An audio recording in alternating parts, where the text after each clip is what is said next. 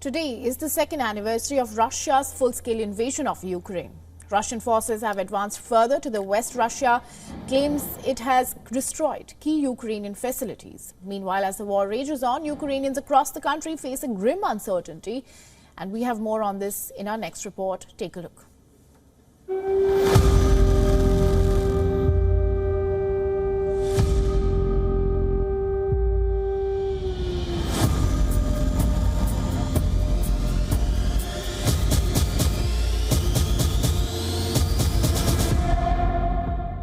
On February 24, 2022, Russia launched its offensive against Ukraine.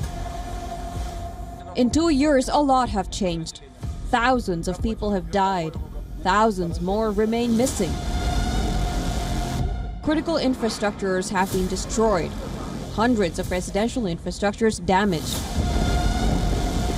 Ukrainians have now become immune to the constant air sirens. However, the situation is different in the frontline towns, as people living near the frontline are under a constant fear. In the Ukrainian village of Roza, there is a cemetery.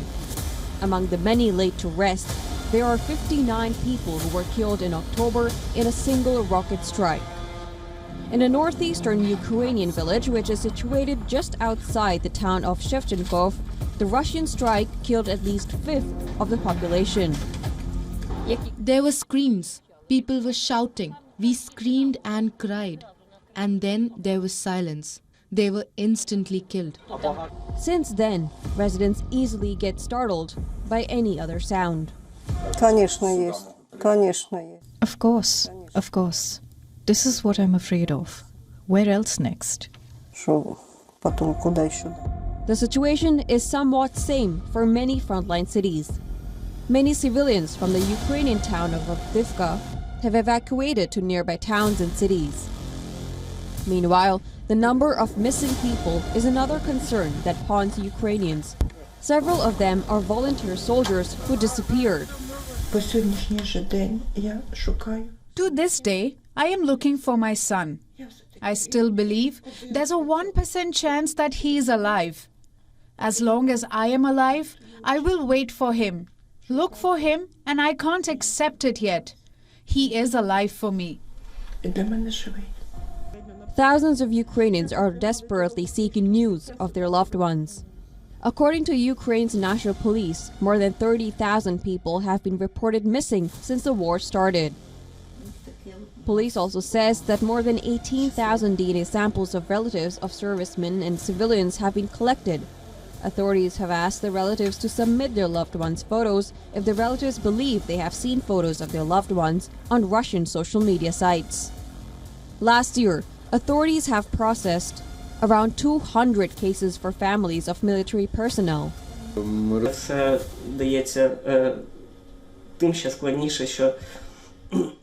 All this is made more difficult by the fact that there is no result. We are not one step closer, and it feels like we are hitting a wall.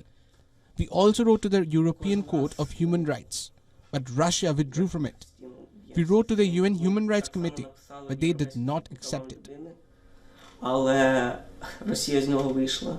Ми написали в Комітет по правам людини при ООН, а вони не прийняли справу. Meanwhile, over 4 million people have been displaced. Another 6 million have left the country. 2 years, but the war in Ukraine still rages on. Russian forces are encircling key Ukrainian towns, as Ukrainian forces are struggling to hold the defense lines. The report, WION for this one.